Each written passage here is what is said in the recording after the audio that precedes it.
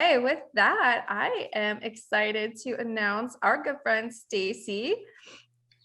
No doubt, I'm gonna have to take notes on this one because I'm having some some tech problems in here. But Stacy, I'm gonna just hand it over to you. Okay, well, let me share my screen. Okay, so just to check before I go, can you see the presentation? Yes. All right. Well, today's topic is going to be the impact of spam on your business. But before I get started, I feel like I should introduce myself and tell you a little bit about me and what I've been up to. So, about me, I am Stacy Eldridge, and I am the founder of Silicon Prairie Cyber Services. And I help businesses stay safe from cyber attacks. I do that through consulting, program management, and offering training and education. And then the other thing I do with all that cybersecurity knowledge is I can help businesses get their emails into the inbox. And my security career actually began about 20 years ago in the FBI. And when I was in the FBI, I was a digital investigator. And so that meant I was responsible for examining all sorts of digital media. So, like laptops, thumb drives, cell phones, whatever could maybe have some digital evidence on it. I examined it to figure out if it was there, what the significance was, and how it played into the case. I worked on some big cases. I worked like on the Lance Armstrong doping case. And if you ever saw that movie, Black Mass, that starred Johnny Depp, it was about the criminal Whitey Bulger. I worked on that case as well. Unfortunately, I was not asked to be in that movie. But other than that, after the FBI, I did move into the corporate sector. I worked for GE Digital, where I ran the data loss prevention program for about 90,000 people across the globe, where the focus was stopping people from stealing our crown jewels, stealing the intellectual property. And then if it did get out, we were responsible for trying to get that data back, which is hard in a digital world. And then before I launched my own business, most recently, I ran the cybersecurity program here at Lincoln Electric System.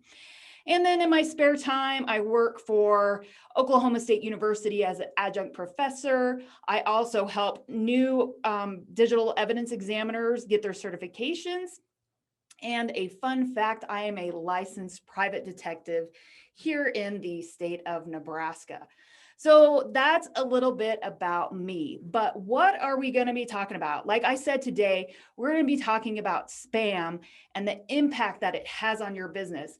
And specifically, I'm going to go over the origins of spam, spammy words, and then I'm going to talk about some of my stories from my clients and their spam problems and the benefits that they realized once they got those spam problems under control. Now, as I alluded to, I am a cybersecurity expert. I am not an email marketing expert. And so this is where you're probably going. Why is a cybersecurity expert talking to me about email? The thing of it is, with all of my cybersecurity knowledge that I have seen through the years, whether working cases in the FBI or trying to stop people from steal stuff or trying to keep hackers from taking down the power grid, it gives me a key insight and knowledge for everything that's out there blocking your emails from getting into that inbox.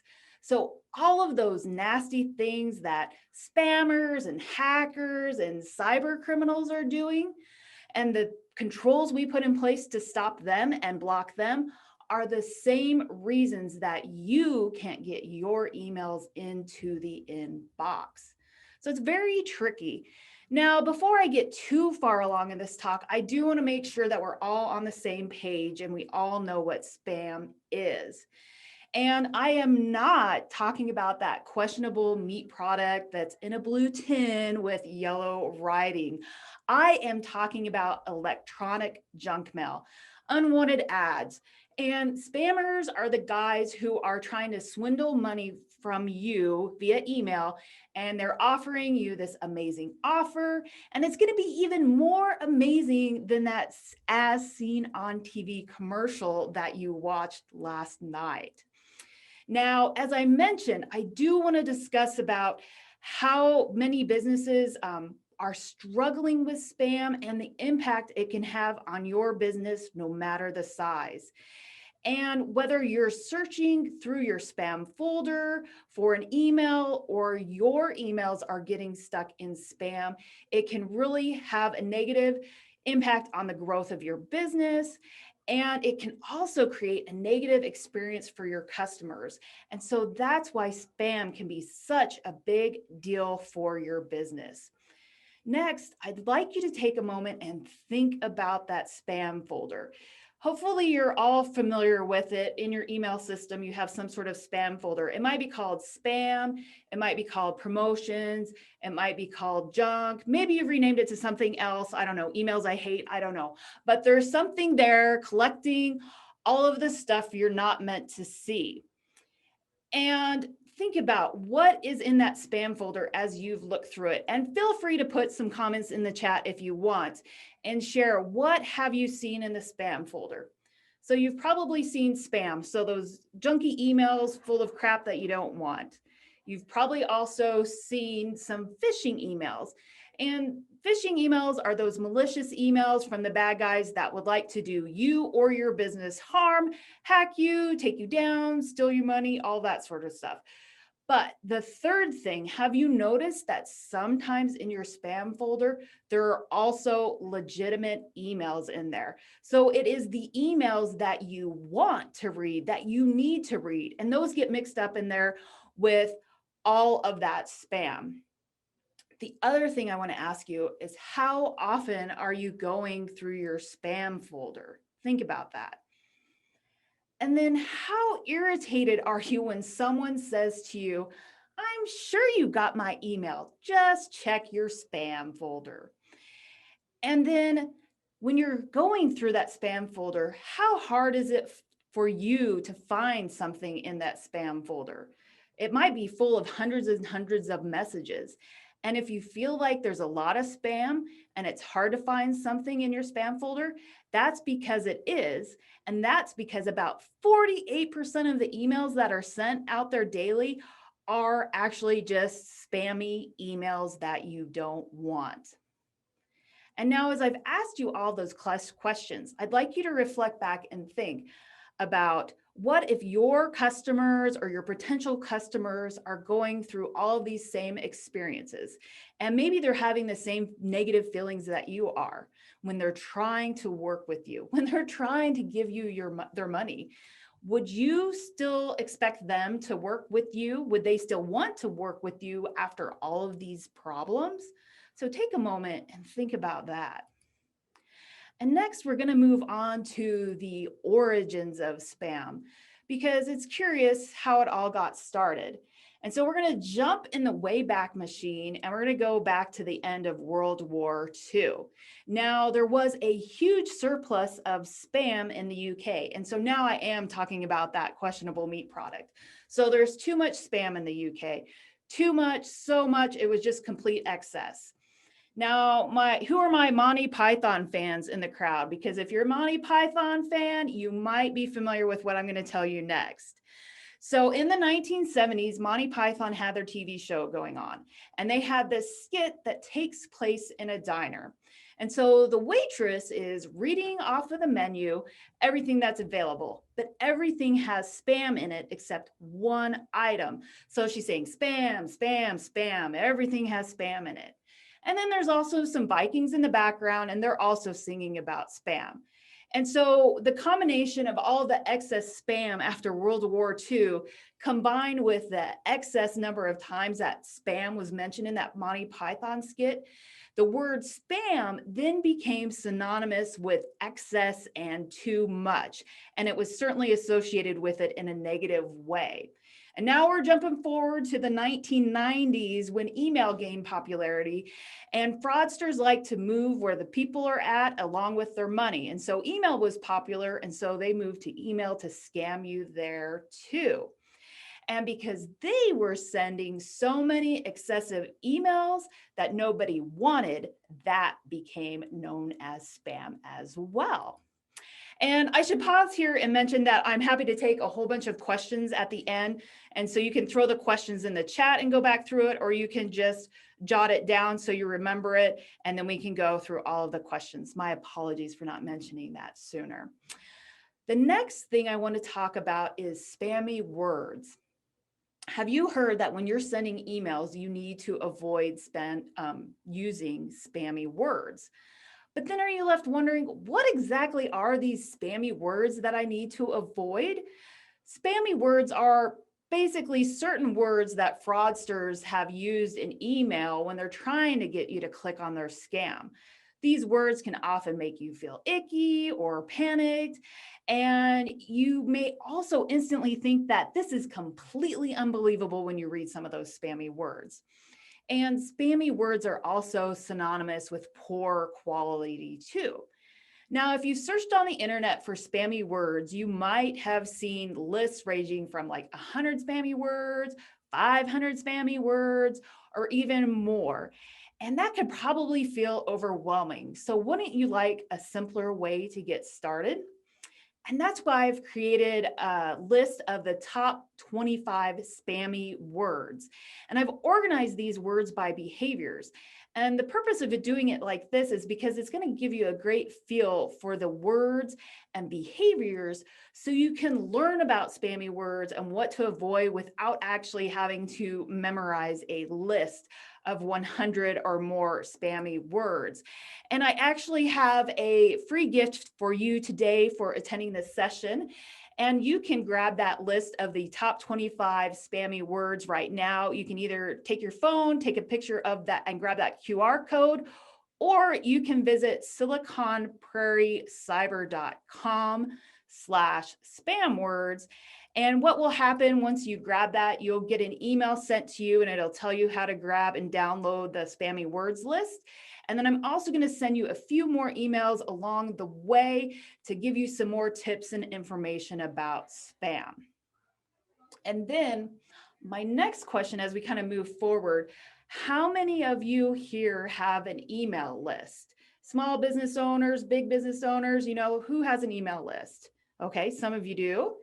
And then how many of you are thinking about starting an email list soon? You just quite haven't done it. It's in the background of your mind. You need to do that.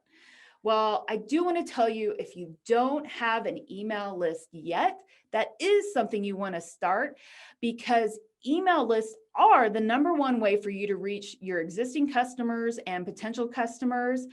And did you know that 60% of people will buy after they see a promotional email? So that's hugely impactful for you and your business. Now, all of this is only going to work if you are getting in the inbox. And so now this brings me to the point where I want to talk about some of the struggles that some of my clients have been going through. So the first client I want to talk about, she had set up a session with me because she was getting ready to start her email list.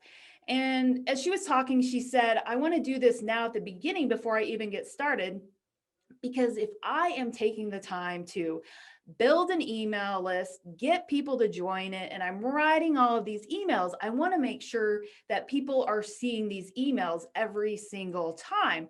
And I was like, that's great, to be preemptive and just have your list start with a bang from the start. But as we were continuing our conversation during that meeting, I found out that she actually already had an existing spam problem, and she didn't even have an email list.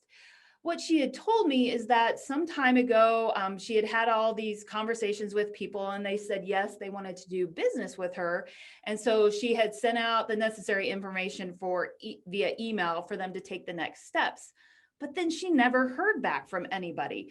And so she was sitting there going, I can't believe these people said that they wanted to do business with me, but then they never did. I guess they were just being nice on the phone. So she was thinking nobody wanted to do business with her.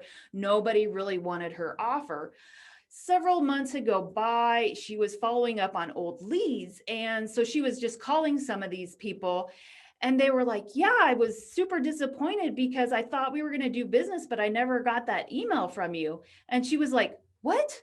I sent those emails. And so with a few of them, they stayed on the phone together, and some of them still had super full emails, full spam folders, and they went and looked and found the emails in there. And so here she is thinking nobody wants to work with her, but it was actually a spam problem. It wasn't like a business offer problem at all.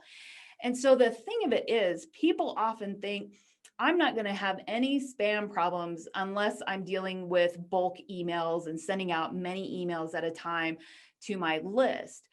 But you can have spam problems whether you send, even when you send one email to one person.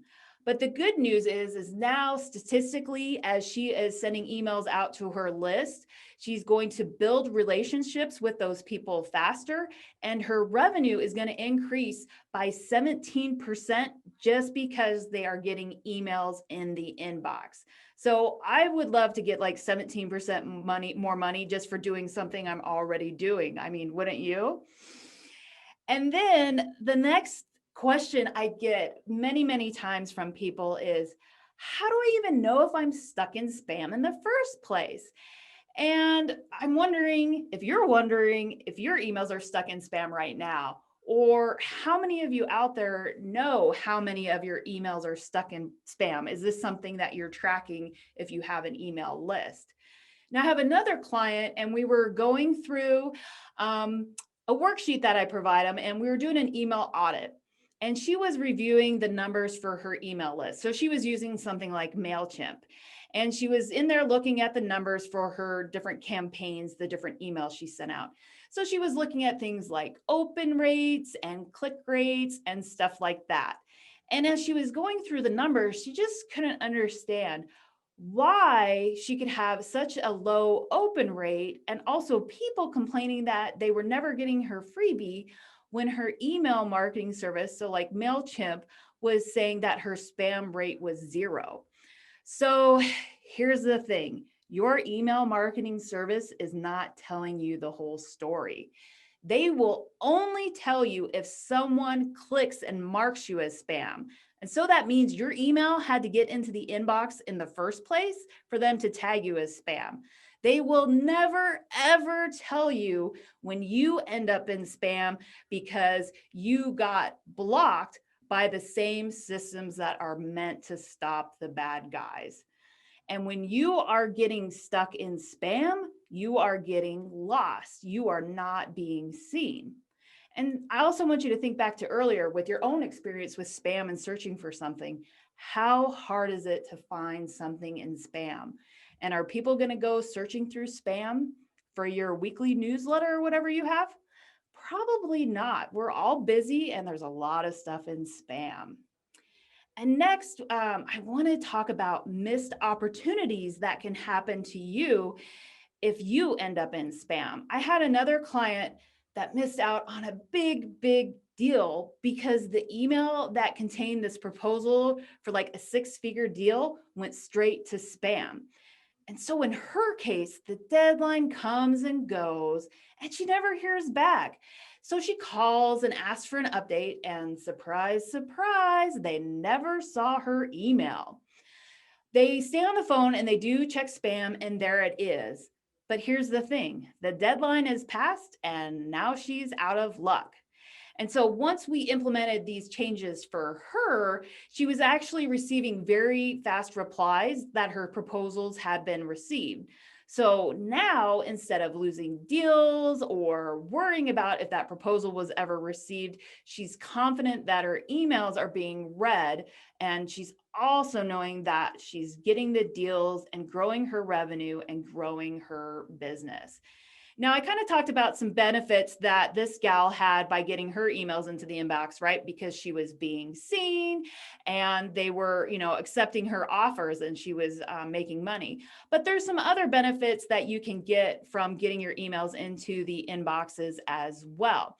Now, I do want to let you know, like, this isn't a slow thing. Once we make these changes, these technical changes to get your emails in the inbox, these changes take place and give you impact within days, not months, days. So you see results almost immediately. And you remember at the beginning, I was talking about a client who was sending emails out one-to-one and getting stuck in spam. So as soon as we implemented the changes for her, she did need to send out a bunch of emails one-to-one to start some new business contracts. And she knew it was working right away. We didn't even have to go in and look at any of the reporting because immediately people were clicking on the links, filling out paperwork, and replying to her emails right away. And if you're someone who has a larger business or you provide services to larger businesses, there are lots of benefits for large businesses and small businesses as well, besides just getting into the inbox. With my last employer, when we implemented this, we saw 3 big benefits. We reduced the number of spam and phishing emails that were coming into our own employees' inboxes. And so that meant we were reducing our risk of cyber attacks and hacking because they were getting less junk in their inbox and spam folders to look at. They didn't even see it at all. So that's a huge win whenever you can reduce your cyber risk. And then the other thing that it did is we spent less time answering customer service calls because people weren't receiving emails. We didn't have to spend the time looking for them, resending them, or staying on the phone while they searched for spam to see if they could find it. And finally, customers got benefit from this as well because they got greatly reduced number of emails from fraudsters pretending to be us. So they didn't get that impersonation emails full of spams and phishing emails and stuff like that.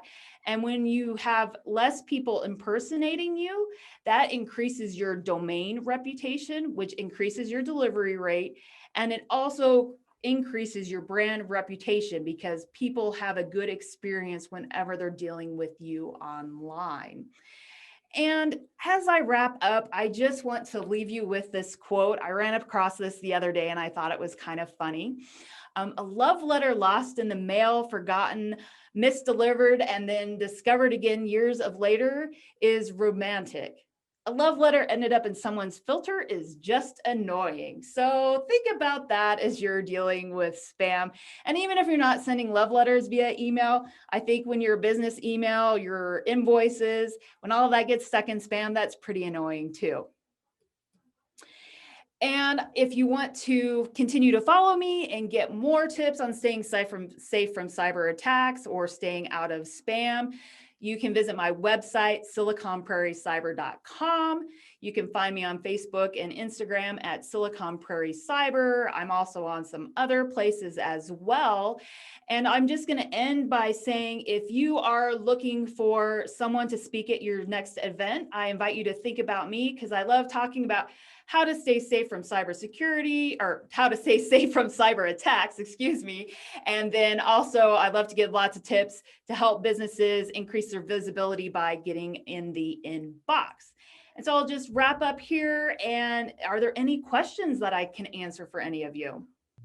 I don't have a question, but I just want to comment. It's been very helpful information that I know I can use. Oh, thank you so much. This is a comment too, but my mom worked for Hormel Foods for I don't remember how many years. She retired from there. She worked with the USDA. And so I had no idea. I'm really, really familiar with the manufacturing process of spam, but I had no idea that it was actually linked to email spam. So there you go. Just on the humorous side, do you know what SPAM stands for? Oh, it was something I know, sizzle, pork. No, some parts are meat. Oh, I think that's the joke version. I think the official is something with like sizzle. I can attest that it is actually quality ham meat that goes in there, proprietary spices. You have to sign a non-disclosure agreement that you will not reveal the spam recipe. They take it very seriously. Well, I'm the old guy in the room, but I grew up during World War II, and when the economy was tight and you had food stamps, everybody did. Yep. One of the products we bought was spam, and it's amazing what you can use spam for to create a meal. Yep. Nope. I Fried agree. spam, spam in a salad. I mean, never mind. Japan, they love it, and they have their own actual Hormel has a different recipe that they ship over to Japan. Back to the real purpose that we're talking about. Certainly. I on my computer, I have two different emails. One of them collects my spam in terms of promotional or others, but the other one is just lists all my emails. So I have to go through. Is there another way to quickly bring the spam portions out of there, pull them out of there, and do it? Now you're talking to the old guy who probably should know that, but I don't. Are you using Gmail Yeah, in the Gmail app?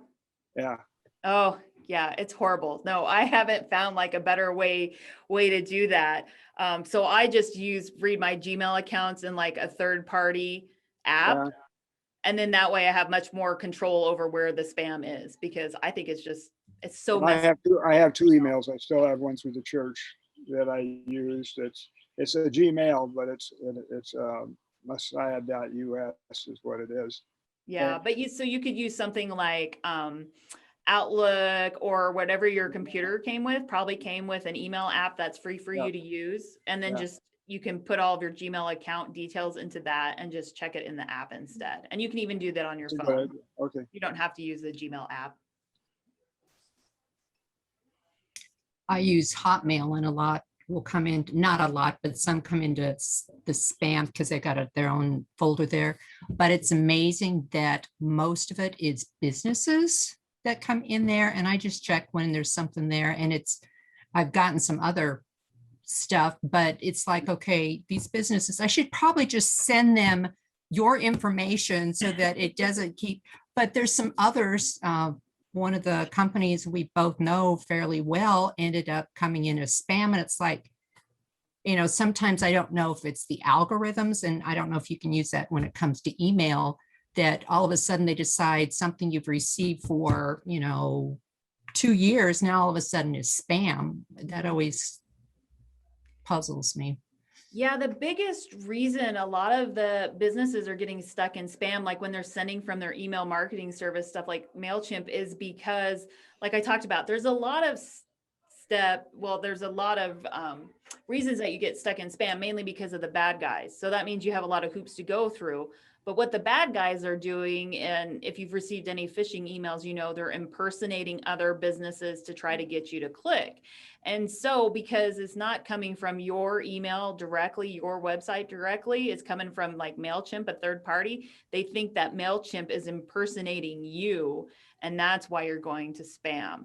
And so the key to stopping that from happening is you basically got to create an approved list and say, this person, this service, these are the places and things and services that are allowed to send emails on my behalf.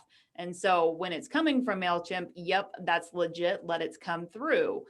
And when you don't do that, sometimes it goes through and, you always hear like, please add me to your contacts to help me get delivered to your inbox. And I mean, that helps, but I mean, do we really want to rely on people putting us in our contacts, especially before they've even done business with us? So the easiest thing to do is just to create that approved list, and automatically, even if you've had good delivery rates, your delivery rates and your open rates can go up like about 30%. And some people even have them go up much, much higher.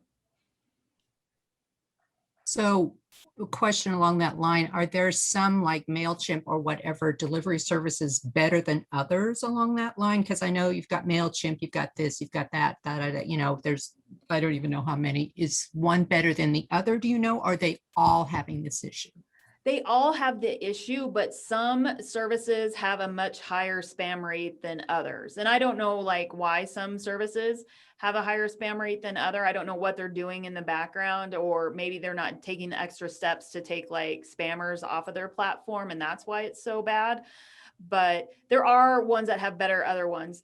I myself use MailerLite, and that has a super high delivery rate. And for me as a small business owner getting into my email list, it was the right price point for the number of emails that I could send and the number of people I could have on my list. And there's some other ones, but like Constant Contact has a pretty crappy rate for delivery. to be blunt. I know that one's always a popular one because it's been around for a long time. Yeah. And if I'm remembering right, I think Active Campaign is really good, but their price point is pretty high if you're just starting to get into it and you're a small business trying to count your pennies. All right. Does anybody have one last comment or question? No? Well, Stacy, thank you so much. Everybody go check out that spammy word list. I'm gonna. I downloaded that list. Then Okay, good. then I got a separate email from you. Yeah. Thank Thank you you so, all. oh yeah.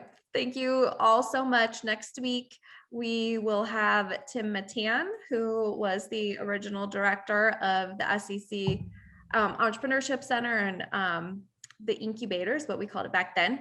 And he's an author and he's a faculty member still at SEC. So we'll be excited to have him. The following week, we are still looking for a speaker. So if you know of anybody who wants to speak on June 24th, send them my way. And then we will take a break through the month of July, be back in August in person on third floor in the Focus Suites. So, and you'll be getting information about that in your email, hopefully from my MailChimp. So have a great day, everybody. It was so great to see you, and we will see you next week.